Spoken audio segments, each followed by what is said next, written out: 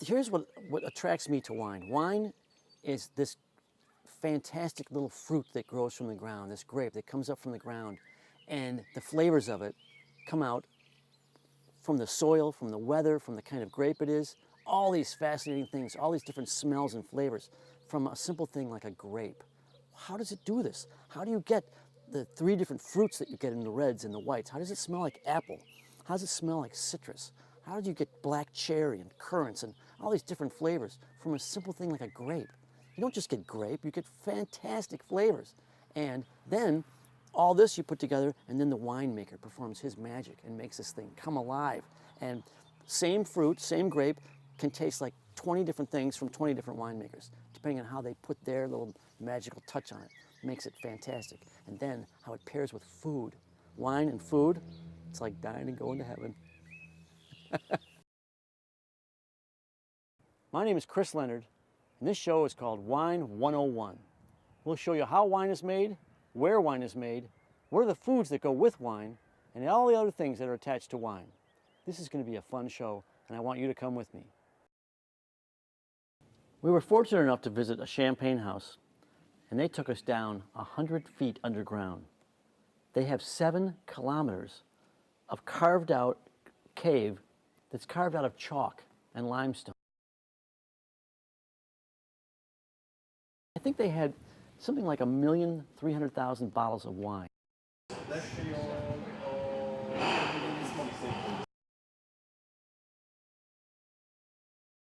So our food has arrived, and it's all excellent. We've got a pot here full of freshly steamed mussels with what looks like onion And white wine. and white wine. Maybe champagne. What happens is the bottles start out at an angle about like this, and then they have a man who's called the Riddler. No nod to Batman. The Riddler takes the bottles and twists them a quarter turn, quarter turn, quarter turn, and he goes up and down the racks and twists, twists, twists. And every time he twists, he moves it up a little bit, just a little bit. So if, in essence, what would happen is, if this is a champagne bottle, he's starting here, and he will twist and push up. And then the next time he comes through, he will twist and push up. And the next time, boom, until finally the bottle is upside down. And what has happened is, all that yeast and sugar that was in there all works its way down into this area of the neck. So it's upside down now, and all what I would call the junk is in the neck. Then this magical thing happens where they freeze just from here to here. They freeze that, and then the pressure of that carbonation that has happened with the chemical reaction, it forces that frozen chunk, boom, shoots it out of the bottle. Once the champagne has the cork placed into it and the cap twisted on with the wire cage to hold that cap in there, then it's ready to go. Then it goes out to labeling and to packaging and shipped off, and it comes to your house.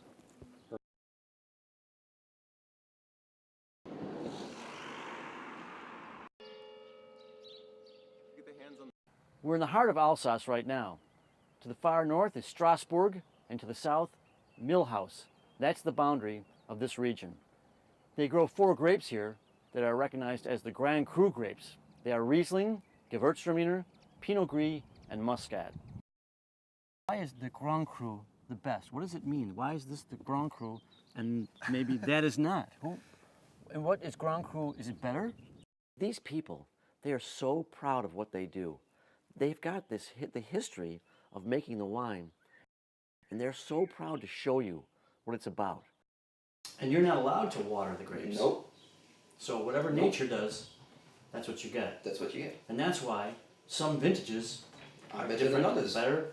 We don't produce Coca-Cola. We don't want it standardized. We want it vintage relevant, vintage oriented. We want the wine to taste like it's supposed to taste because nature made it this way. The foods that they serve with the wine are so great. The foods are great anyway, but then how they match up with the wines. On one plate, you'll get this mound of sauerkraut, and then you get a slice of baked ham. You wash that down with a sip of Riesling, you are in heaven.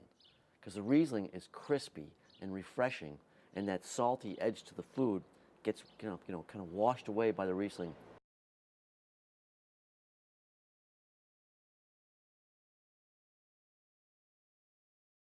Hello. Right now, I am in the heart of Burgundy, which I often refer to as the motherland. Here's where they grow two great grapes, Chardonnay, Pinot Noir. There are little tiny villages here that have the names of these romantic sites of areas where they grow wines, such as Pouligny-Montrachet, Nuits Saint-Georges, Chambolle-Musigny, Savigny-les-Beaunes. These are some of the big wines of the world. I'm standing right now at Domaine della Romanée-Conti's vineyard, La Tâche, the most expensive wine real estate in the world. The bottles of wine they make from this Pinot Noir usually sell for somewhere between $3,000 and $5,000 a bottle.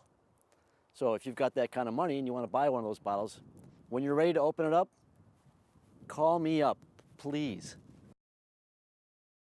An interesting thing about this culture is every town, every village that we went to, we saw statues dedicated to wine. This area is obsessed with wine. As far as you can see, as far as you can go, it's about wine. We saw the barrel makers and we saw all the work that goes into making a barrel by hand. And I'm sure some of you are wondering, what's the difference? What does oak do to a wine? How does it flavor it? Well, what I've always told people about the subtle nuances that oak does to a wine is that it brings out what I call baking spices. Things like vanilla, things like clove, very, very subtle when you taste the wine. And yet they add a richness to the flavor of the Pinot Noir. Clusters looks like on Pinot Noir.